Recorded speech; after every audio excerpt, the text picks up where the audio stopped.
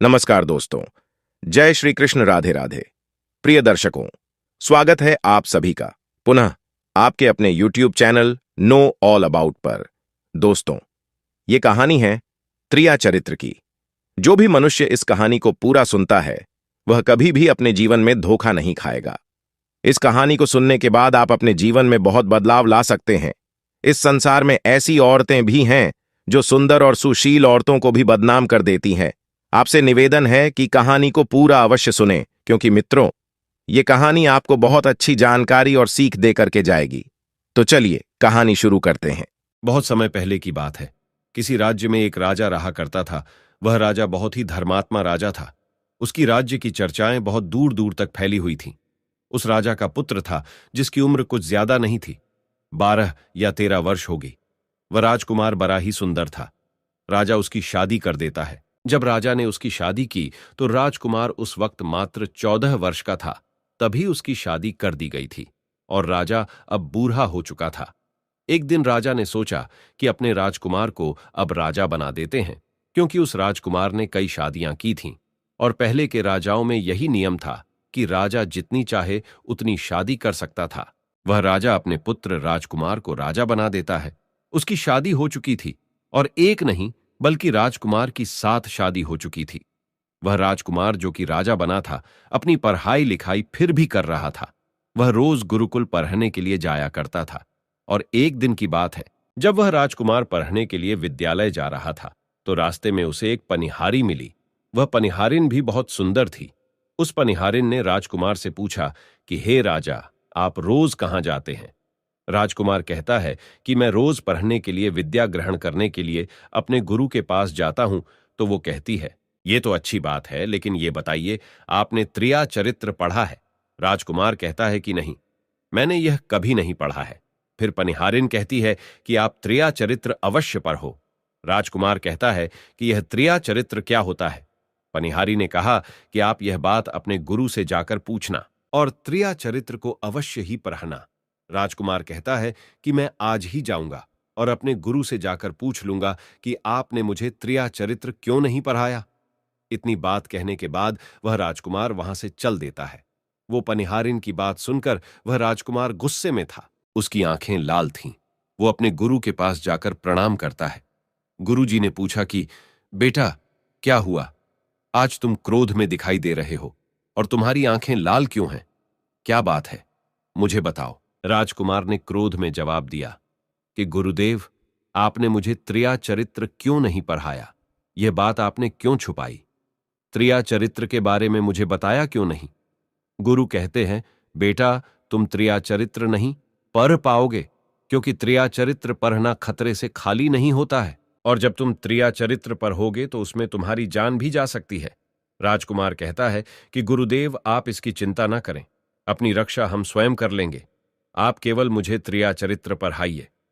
गुरुदेव कहते हैं कि ठीक है, अब तुमने हट कर ही ली, तो अब हम तुम्हें त्रिया चरित्र पढ़ाते हैं।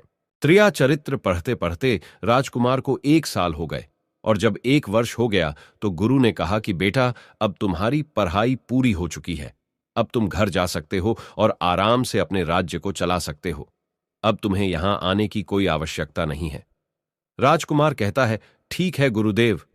राजकुमार जैसे ही जाने को होता है, गुरुदेव उसे रोक लेते हैं और कहते हैं, बेटा, मैं तुम्हें एक ऐसा यंत्र देता हूं, या जब तुम इसे अपने कानों में लगाओगे तो कोई भी तुम्हें पहचान नहीं पाएगा और तुम उसे पहचान लोगे। राजकुमार वह यंत्र अपने हाथों में ले लेता है और गुरु ने कहा, तुम इस यंत्र को ले जाओ और रात के 12 बजे आज ही के रात में अपने महल से निकल करके जंगल की तरफ जाना और पूर्व दिशा की ओर जाना। और जब तुम पूर्व दिशा की ओर जाओ तो ये यंत्र अपने कानों में लगा लेना और वहीं पर खड़ा हो जाना। वो राजकुमार कहता है कि ठीक है, ऐसा ही करूंगा।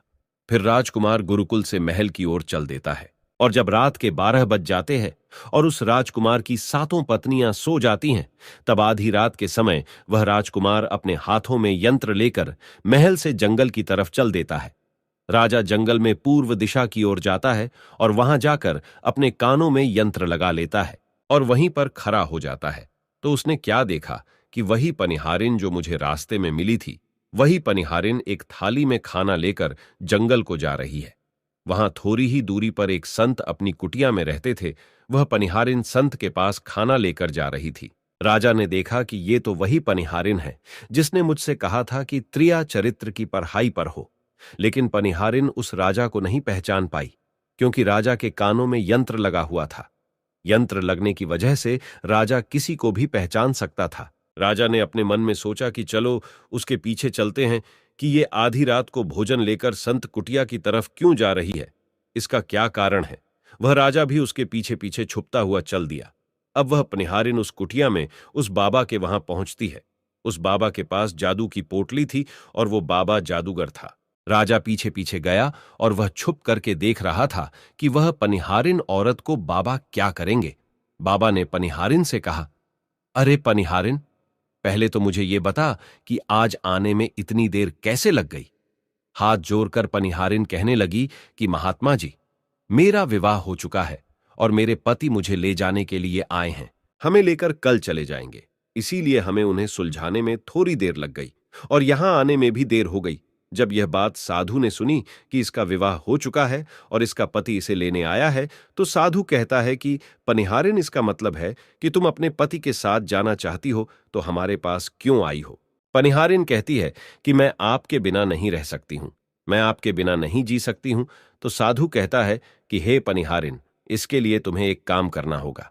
साधु एक बड़ा सा चाकू निकलता है और पनिहारिन से कहता है कि हे पनिहारिन, जाओ अपने पति के गर्दन काटकर यहां लेकर आ जाओ। अपने उस पति को मार दो जो हमारे और तुम्हारे बीच में दरार बन रहा है, तब मैं तुम्हें रख लूंगा, तुमसे विवाह करूंगा, तुम्हें अपनी पत्नी बनाऊंगा। बिना कुछ सोचे समझे वो चाकू को ले लेती है और दौड़ते हुए अपने घर जाती है और उसका पति सो रहा था। वहां जाकर अपने पति की गर्दन काट देती है और उसकी गर्दन को लेकर साधु के पास आती है, और जो राजकुमार थे उसके पीछे पीछे उसका सारा कारनामा देख रहे थे।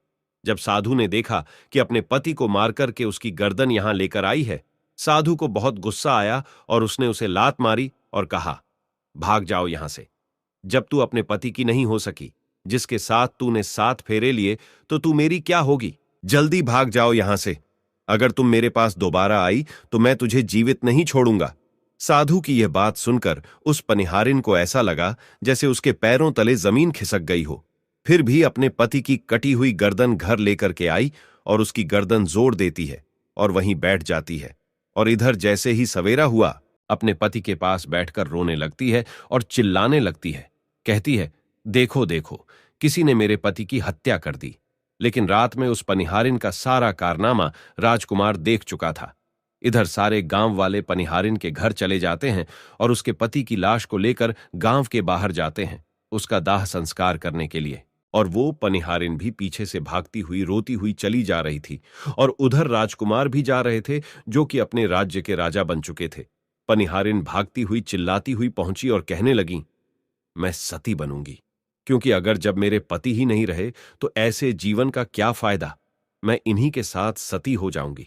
राजा को उसकी बातें सुनकर हंसी आ जाती है और राजा कहता है, त्रिया चरित्र जाने ना कोई और खसम मेरी के हुए सती।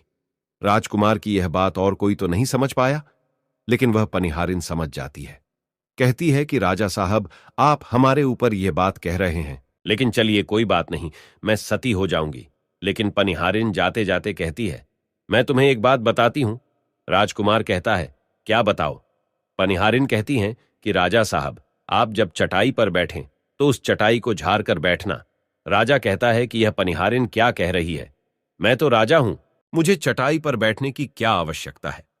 पनिहारिन कहती है कि नहीं, जब भी तुम्हें कोई नौबत आए चटाई पर बैठने की तो तुम चटाई को झाड़ कर बैठना। राजकुमार कहता है कि चलो ठीक है, अगर तुम कह रही हो तो मैं ऐसा ही करूंगा। और कहने के बाद वह अपने पति के साथ सती हो जाती है और राजकुमार उनका अंतिम संस्कार करवाकर अपने घर को आ जाते हैं। इसी तरीके से पूरा दिन व्यतीत हुआ और उधर जब दूसरी रात आई, अपने गुरु के कहने के अनुसार वही यंत्र कान में लगाया और पूर्व दिशा की ओर उसी स्थान पर जाकर खड़ा हो गया जहां पर पिछली रात खड़ा हुआ था। दूसरी रात को राजकुमार ने क्या देखा, उसकी 7 पत्नियां भोजन की थाली अपने अपने हाथों में लेकर उसी साधु की कुटिया की तरफ जा रही हैं।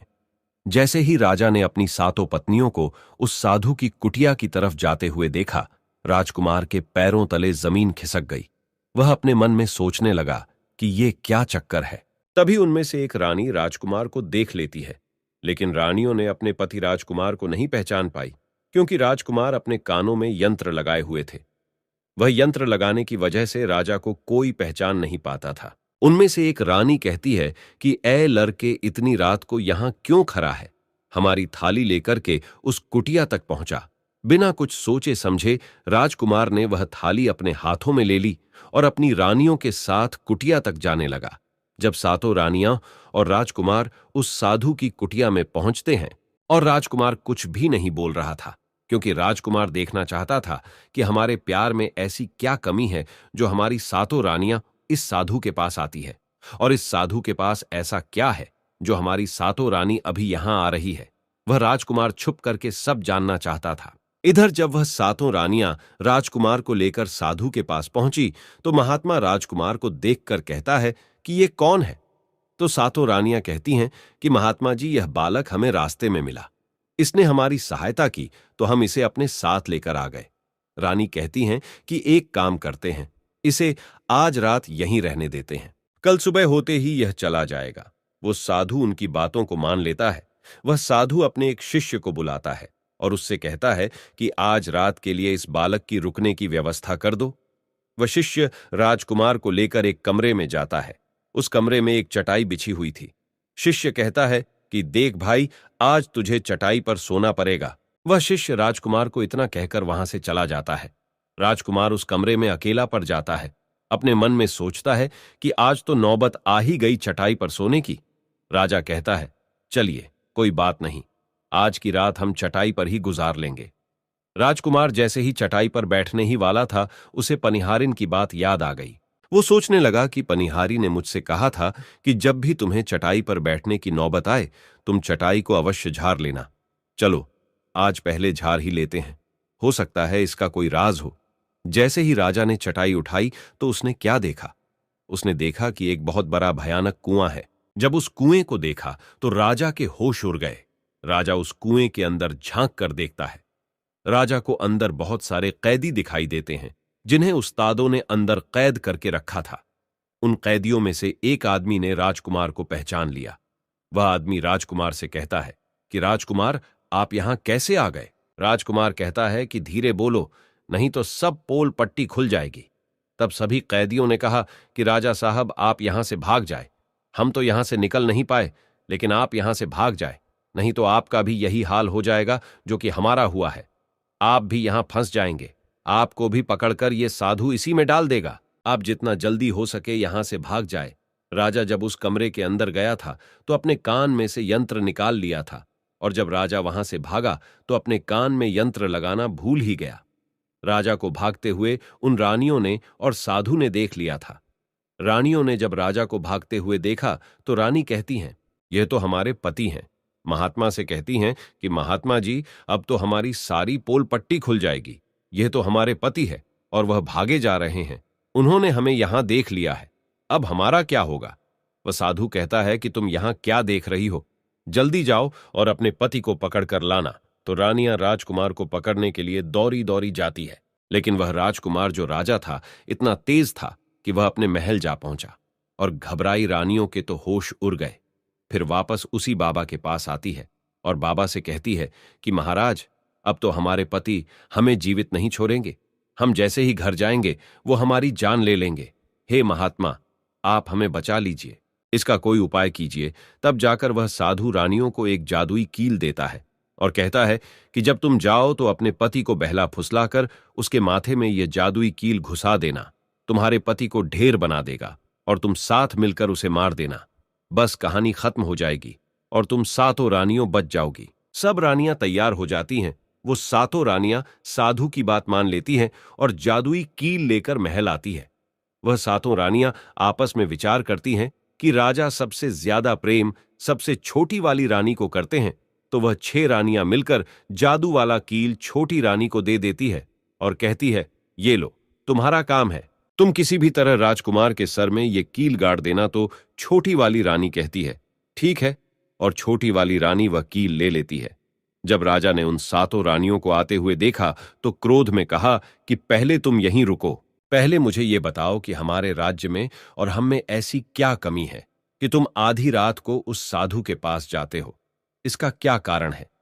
पहले तुम मुझे ये बताओ। तो सातों रानियां हाथ जोड़ कर कहती हैं, महाराज, हमें माफ कर दीजिए। हमें लगता है कि उस साधु बाबा ने हम पर कोई जादू टोना कर दिया था, इसीलिए हमसे ऐसी गलती हो गई। आइंदा ऐसी गलती हमसे कभी नहीं होगी। छोटी रानी की ऐसी बातें सुनकर राजा उनकी बातों को मान लेता है, क्योंकि वह राजा छोटी रानी से बहुत प्रेम करता था।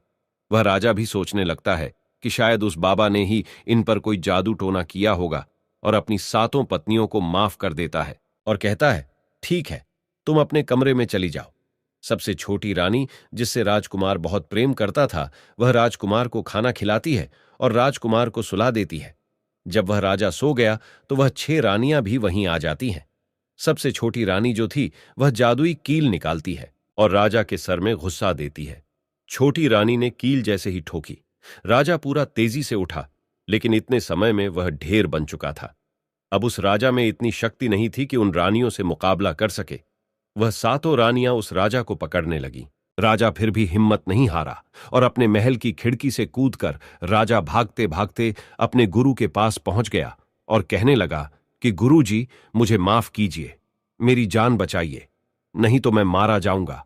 गुरु कहते हैं कि बेटा, मैंने तुमसे कहा था कि तुम त्रिया चरित्र मत सीखो, इसमें जान भी जा सकती है। देखा इसका नतीजा। राजकुमार कहता है, गुरुदेव, मुझे माफ कर दो और जल्दी मेरी जान बचाओ, नहीं तो मैं मारा जाऊंगा। मेरी पत्नी ने मेरे सर में जादुई कील ठोंकी है, जिसकी वजह से मैं ढेर बन चुका हूं। गुरु ने जब ध्यान से देखा तो कहा कि यह वही कील है जो साधु ने दिया है। मैं तुम्हें अब नहीं बचा सकता। राजकुमार कहता है, नहीं गुरुदेव, ऐसा मत कहिए, मैं आपका शिष्य हूं, आपका कर्तव्य है मेरी जान बचाना। तो अब गुरु कहते हैं कि हे बेटा, मैं तुम्हें बचा तो नहीं सकता, लेकिन एक उपाय है। राजकुमार कहता है, क्या उपाय है गुरुदेव? गुरु कहते हैं कि हम तुम्हें तोता बना देंगे, और जब हम तुम्हें तोता बना देंगे तो तुम सुखवाद राजा के राज्य में चले जाना और वहीं जाकर रहना, क्योंकि सुखवाद राज्य में वह साधु का जादू नहीं चलता है, और तुम्हें जब बहुत प्रेम करने वाली स्त्री मिलेगी तो तुम पुनः राजकुमार बन जाओगे। वह राजकुमार कहता है, ठीक है गुरुदेव, आप हमें तोता बना दीजिए। तो वह गुरुदेव उसे तोता बना देते हैं, और वह तोता बनने के बाद वहां से ऊरा और सुखवाद राजा के राज्य में चला गया। जहां पर बहुत सारे तोता रहते थे, वहीं जाकर रहने लगा, और सातों रानियों उस राजकुमार को खोज रही थी। जब राजकुमार नहीं मिला तो फिर से उस बाबा के पास जाती है और कहती हैं कि बाबा जी, वह रात को राजा भाग चुका है, आप अपनी पोटली निकालिए और देखें कि वह कहां है। तो वह महात्मा अपना पोटली खोलता है और देखने लगता है कि वह राजकुमार तोता बनकर के सुखवाद राजा के राज्य में रह रहा है। वो साधु यह सारी बात रानियों को बताता है। तो रानियां कहती हैं कि स्वामी, अब क्या करें? वह साधु कहता है कि अब तुम अपने राजमहल में जाओ और जाकर के घोषणा कर दो कि जो भी तोता पकड़ करके लाएगा, हम उसे 5 सोने के सिक्के देंगे। सातों रानियों अपने महल पहुंचते हैं और वहां पर घोषणा कर देती है कि सभी बहेलियां से कह दो कि जो भी तोता पकड़कर लाएगा, हम उसे 5 सोने के सिक्के देंगे। उस राज्य के जितने बहेलियां थे, वो तोता पकड़ने के लिए चारों तरफ घूमने लगते हैं, और जो भी तोता पकड़ते वो रानी के पास जाते और 5 सोने के सिक्के ले लेते थे और वहां से चले जाते, और वह सातों रानियां उस तोते को मार देती। ऐसे ही धीरे धीरे बहुत समय निकल गया, और वो राजकुमार जो तोता बनकर जहां गया था, वहां सारे तोताओं से बहुत अच्छी अच्छी बातें करता था, उन्हें बहुत ज्ञान की बातें बताता था। तो सारे तोता को लगा कि यह तोता तो बहुत समझदार है, ये तोता तो बहुत अच्छी अच्छी बातें करता है, इसे हम अपना राजा बना लेते हैं। और सभी तोता मिलकर उसे राजा बना लेते हैं। राजकुमार सभी तोतों का राजा बन जाता है और वही छुप कर रहने लगता है। एक बहेलिया तोता पकड़ते पकड़ते सुखवाद राजा के राज में पहुंच जाता है, और वह उसी पैर के पास पहुंच जाता है जहां पर वह राजकुमार तोता बनकर छुप कर रहता था। जब उस बहेलिये ने इतने सारे तोते को देखा तो अपने मन में सोचा कि अगर हम इतने सारे तोते पकड़कर रानी के पास ले जाएंगे तो हमें बहुत सारी सोने के सिक्के मिल जाएंगे। लेकिन वह बहेलिया सोचता है कि हम इतने सारे तोतों को पकड़ेंगे कैसे। तो जैसे ही सुबह हुई, उस पैर से सारे तोता उड़ कर दाना पानी के लिए बाहर चले जाते हैं, और इधर बहेलिया चाकू से पैर पर चारों तरफ कट लगा देता है, जिससे कि पैर से बहुत सारे गोंद निकल जाते हैं। पैर के चारों तरफ ही गोंद हो जाते हैं। जो लोग गोंद के बारे में नहीं जानते, मैं उन्हें बता दूं कि हर पैर पर एक प्राकृतिक गोंद निकलता है, जिससे हम कुछ भी चिपका सकते हैं। तो दोस्तों, अब बहेलिया सोचता है कि जब भी वह सारे तोते आएंगे, इस पैर पर बैठेंगे, वह सभी इस पैर में चिपक जाएंगे और मैं आसानी से उन्हें लेकर चला जाऊंगा। बहेलिया वहीं छिप करके देखने लगा, और जब शाम हुई, सारे तोता वापस आए, और वह तोता जैसे ही पैर पर बैठे, सभी का पैर उस गोंद में चिपक गया, क्योंकि पूरे पैर में गोंद ही गोंद लगा हुआ था। अब तो सारे तोते परेशान हो गए। उनमें राजकुमार, जो अभी तोता बना हुआ था, वह भी चिपक गया था। सारे तोते राजकुमार से कहते हैं, क्योंकि सारे तोते राजकुमार को अपना गुरु मानते थे, कि आप कुछ भी सोचो, हम सबको बाहर निकालो, नहीं तो सुबह तक बहेलिया आएगा और हमें पकड़ कर लेकर चला जाएगा। वह राजकुमार कहता है कि तुम बिल्कुल चिंता ना करो। जब सुबह वह बहेलिया आएगा तो तुम सभी ऐसा करना कि उस बहेलिया को लगे कि सारे तोते मर चुके हैं, और जब सभी तोते को पैर से छुराकर नीचे फेंक दें तो सभी उड़कर भाग जाना। सभी तोता कहते हैं, ठीक है गुरुदेव। सुबह हुई। जैसे ही बहेलिया पैर के पास पहुंचा, सभी तोता ऐसे लटके हुए थे जैसे कि वह सभी मरे हुए हैं। जब बहेलिया तोतों को देखा तो सोचा कि अरे, ये क्या हो गया? ये तो सभी मर गए। अब हमें सोने के सिक्के कैसे मिलेंगे? फिर बहेलिया ने सोचा कि चलो, अब इन्हें छुरा देते हैं। बहेलिया पैर पर चढ़ा और उनको छुरा कर नीचे फेंकने लगा। बहेलिया ने सभी तोते को छुरा कर नीचे फेंक दिया, लेकिन जो राजकुमार था, जो तोता बना हुआ था, वह वहीं पर रह गया, और नीचे जितने भी तोते थे, वो सभी उड़कर भाग गए। बहेलिया ने सोचा, अरे ये क्या हुआ? इस पर सिर्फ एक ही तोता है जो कि मरा लटका हुआ है, और जितने तोते को मैंने छुरा कर नीचे फेंके, वह सभी उड़कर भाग गए। बहेलिया ने सोचा, इसका मतलब ये सारे तोता ने मिलकर मेरे साथ धोखा किया है। अब वह राजकुमार जो था, जो तोता बना हुआ था, वही सिर्फ पैर पर लटका हुआ था। वो बहेलिया कहता है कि यह सब तुम्हारी चाल है। चलो, अब मैं तुम्हें लेकर जाऊंगा और रानी के हाथ बेच दूंगा, और मुझे 5 सोने के सिक्के मिल जाएंगे।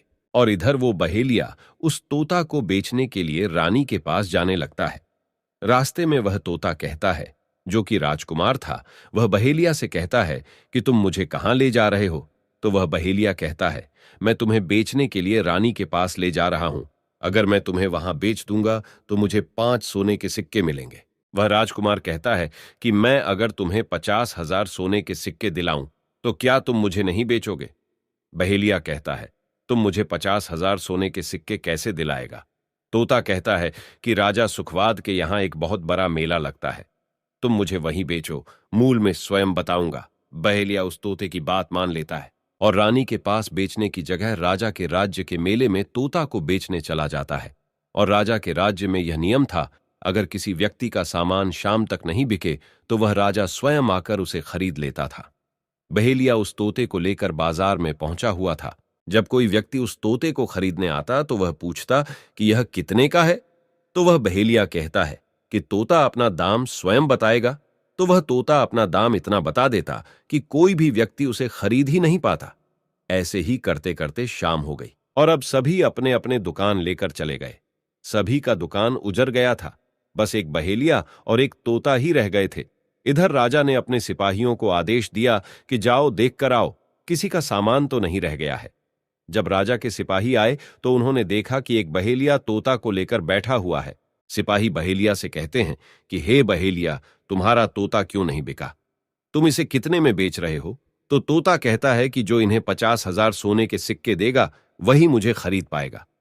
उस तोते की बात सुनकर वह सिपाही आश्चर्य में पड़ जाते हैं और सोचते हैं, अरे, ये तोता तो अपना अमूल्य स्वयं बताता है। तब सिपाही राजा के पास जाते हैं और राजा को सारी बात बताते हैं और कहते हैं, एक बहेलिया एक तोता लेकर बैठा हुआ है, लेकिन वह तोता अपना अमूल्य स्वयं ही बताता है। वह इतना महंगा बताता है, शायद इसीलिए उसे कोई खरीद नहीं सका। राजा सिपाहियों से पूछता है कि वह अपना मूल कितना बता रहा है। तो सिपाही कहते हैं, अपना मूल्य 50,000 सोने के सिक्के बता रहा है। चलिए, हम खरीदेंगे। अगर नहीं खरीदेंगे तो आपके राज्य की बदनामी होगी कि राजा के बाजार में एक तोता नहीं बिका। और इसलिए राजा अपने मंत्रियों के साथ अपने रथ पर सवार होकर बाजार में पहुंचता है। कहता है, इसका क्या मूल्य है? बहेलिया हाथ जोड़कर कहता है कि राजा साहब, अपना मूल्य तोता स्वयं बताएगा। वह राजा फिर तोते से पूछा तो तोता कहता है कि राजा साहब, जो इन्हें 50,000 सोने के सिक्के देगा वही मुझे खरीद पाएगा। अपने सिपाहियों से 50,000 सोने के सिक्के मंगवाता है और बहेलिया को पकड़ा देता है और तोता को लेकर अपने महल चला जाता है। वह तोता बहुत ही बुद्धिमान था, क्योंकि वह राजा था। वह तोता राजा को बहुत अच्छी अच्छी बातें बताने लगा। जब राजा पर कोई खतरा आने वाला होता तभी वह तोता बता देता कि राजा साहब, आप पर यह खतरा आने वाला है। और इसी तरह सब उस तोते से बहुत अधिक प्रेम करने लगते हैं। जब यह बात रानियों को पता चला कि राजा ऐसा तोता लेकर आए हैं जो कि बोलता भी है और बहुत अच्छी अच्छी बातें बताता है, तो रानियां राजा से कहती हैं, उस तोता को मेरे पास भिजवा दीजिए। हम भी उस तोता को देखना चाहते हैं, हम उस तोता से बातें करना चाहते हैं। राजा अपने मंत्रियों से कहकर वह तोता रानियों के पास भिजवा देता है। रानी उस तोते से बातें करके बहुत खुश हो जाती है। वो रानी भी तोते से बहुत प्रेम करने लगती है और कहती हैं कि वाह रे तोता, इसीलिए तुझे राजा साहेब ने 50,000 सोने के सिक्के देकर खरीदा है। राजा की एक पुत्री थी जो कि बड़ी सुंदर थी। रानी अपनी पुत्री से कहती है कि आज से तुम ही इस तोते का ध्यान रखोगे और कल तुम इसे अच्छे से धोकर नहला देना। वो राजकुमारी भी उस तोते से बहुत प्रेम करती है। जैसे ही सुबह हुआ, राजकुमारी उस तोते को लेकर नहलाने जाती है। राजकुमारी उसे नहला रही थी तो उसने देखा कि तोता के सिर पर कील सा कुछ लगा हुआ है। राजकुमारी उसको निकाल देती है। राजकुमारी जैसी ही कील को निकालती है, वह तोता पहले वाला एक सुंदर सा राजकुमार बन जाता है। उसे देखकर राजकुमारी घबरा जाती है। राजकुमार कहता है कि तुम घबराओ नहीं, ये कील वापस से मेरे सर में लगा दो तो मैं फिर से तोता बन जाऊंगा और इसके बारे में मैं तुम्हें रात्रि में बताऊंगा। तुरंत ही वह राजकुमारी वह कील राजकुमार के सर में लगा देती है और वह वापस से तोता बन जाता है। रात को राजकुमारी तोते को लेकर अपने कमरे में जाती है और उसके सर से कील निकाल देती है और वह तोता फिर से राजकुमार बन जाता है। वह राजकुमार अपनी सारी दास्तां उस राजकुमारी को बताता है और कहता है, माफ करना, यह दास्तां तुम किसी को बताना नहीं, नहीं तो मेरी जान चली जाएगी। राजकुमारी इसके बारे में अपनी माता और पिता को भी नहीं बताती है। दिन भर वह तोता रहता है और रात को राजकुमारी उस तोते को अपने कमरे में ले जाती और उसके माथे से कील निकाल देती और वह राजकुमार बन जाता और रात में वह दोनों साथ में ही रहते। और ऐसे ही धीरे धीरे समय निकलता गया। राजकुमारी को राजकुमार से प्रेम हो जाता है। इधर क्या हुआ, जो राजकुमार की पत्नियां थीं वह बहुत सारे तोते मरवा देती हैं, लेकिन जो राजकुमार तोता बना हुआ था वह उन्हें नहीं मिलता है और वे उसी साधु के पास जाती हैं और कहती है कि हे महात्मा, हमारे पति तो अभी तक हमें नहीं मिले, हम अब क्या करें, उन्हें कैसे मारे। वो साधु फिर से अपनी पोटली खोलता है और देखता है कि वह राजकुमार अभी तक तोता बन के राजा के घर में रह रहा है। वह साधु रानियों से कहता है कि तुम एक काम करो कि तुम नृत्य कला सीखो। हम सभी मिलकर उस राजा के घर नृत्य कला करने जाएंगे और जब राजा हम पर प्रसन्न हो जाएगा और हमें कुछ मांगने को कहेगा तो हम उस तोते को ही मांग लेंगे और फिर आसानी से उसे मार देंगे।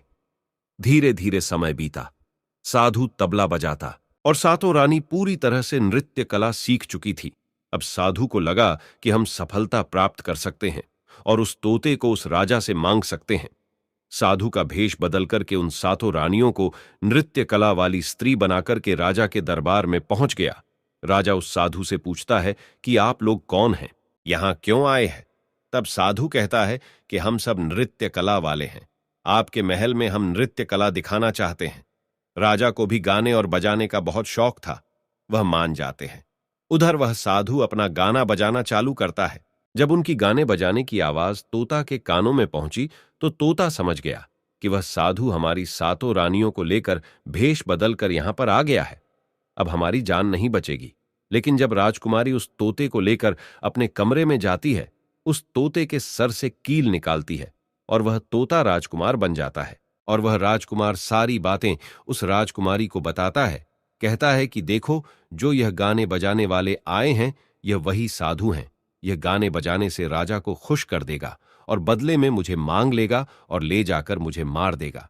वह राजकुमार कहता है कि सुनो राजकुमारी, जब राजा आदेश दें कि तोता को लेकर आओ तो तुम मुझे मत देना। जब राजा खुद यही मुझे लेने आए तब भी तुम मुझे मत देना। कहना कि तोता को नहीं दूंगी। और जब राजा ना माने, राजा तुमसे जिद करें और मुझे मांगे, तब तुम गुस्से में आकर के पिंजरे को फेंक देना। उसके बाद मैं अपने बचने का रास्ता हम स्वयं ही ढूंढ लेंगे। राजकुमारी कहती है कि ठीक है।